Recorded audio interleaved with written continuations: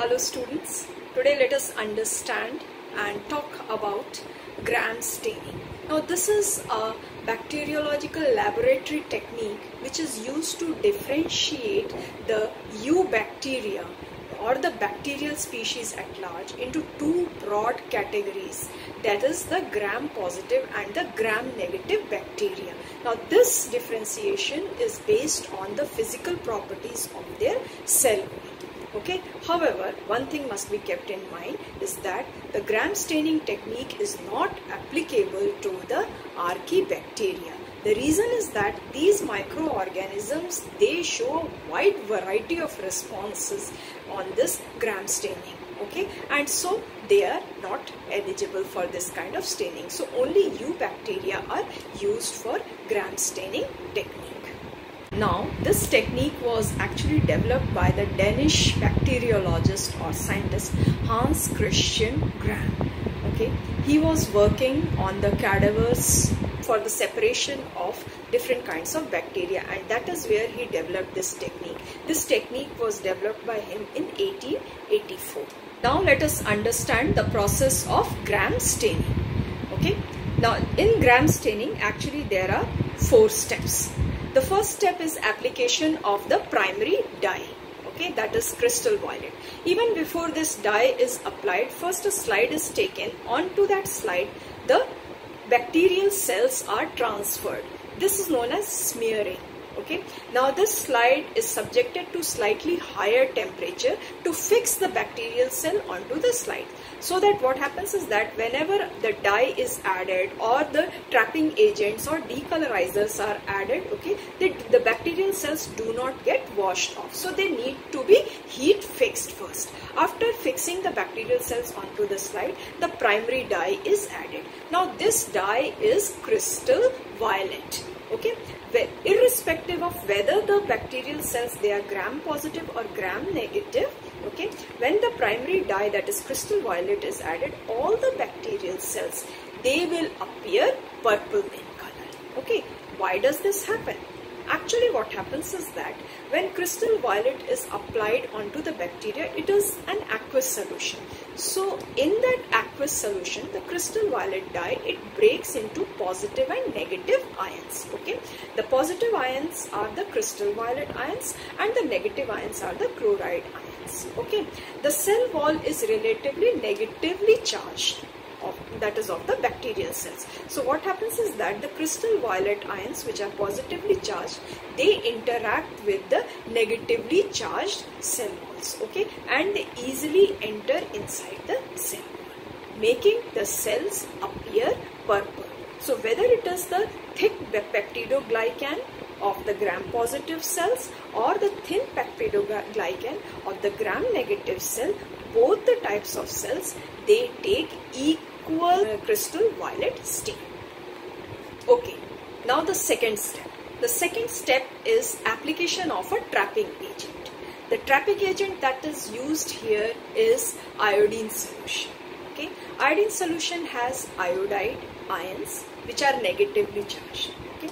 Now when this is applied onto the slide where already the crystal violet stain is there on the bacterial cells, okay, the iodide ions which are negatively charged, they interact with the positively charged crystal violet ions, and in this way they form complex called crystal violet iodine complex. Now this crystal violet iodine complex, it helps in trapping the crystal violet or the color inside the bacterial cells in the cell wall. Okay, and so in this case, iodine solution or the iodide, it acts as a trapping agent and it traps the crystal violet so that the bacterial cells, they retain their purple color.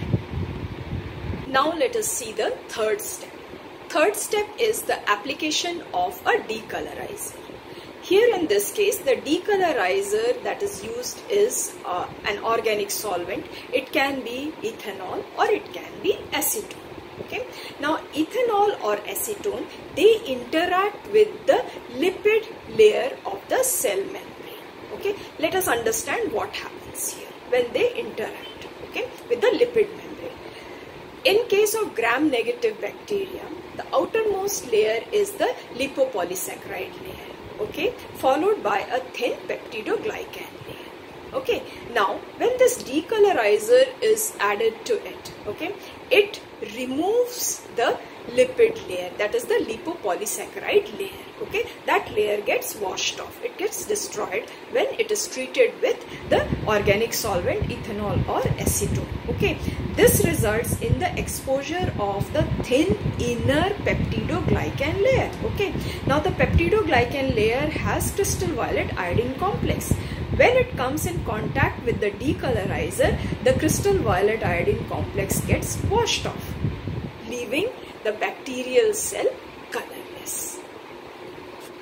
Okay, now let us see what happens to the gram-positive bacterial cells. Okay, the gram-positive bacterial cells, they have multiple layers of peptidoglycan. They also have lipid layers, but they also have multiple layers of peptidoglycan. So what happens is that when these cells, when they are treated with ethanol or acetone, okay, the outermost layer of peptidoglycan, it gets dehydrated, okay, because of which the crystal violet iodine complexes which are present in the remaining multiple layers of peptidoglycan, they get trapped.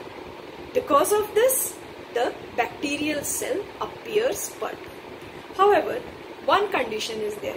If the decolorizing treatment is carried out for a longer duration, even the gram-positive bacteria will lose their purple color, okay, because the alcohol or the acetone, okay, they will again gradually they will keep on removing the peptidoglycan layers also, just like in case of gram-negative bacteria. So care has to be taken as to see that these decolorizing agents, they are treated, the slides are treated with these decolorizing agents for a very precise time. Now the fourth step. The last step is application of counter stain.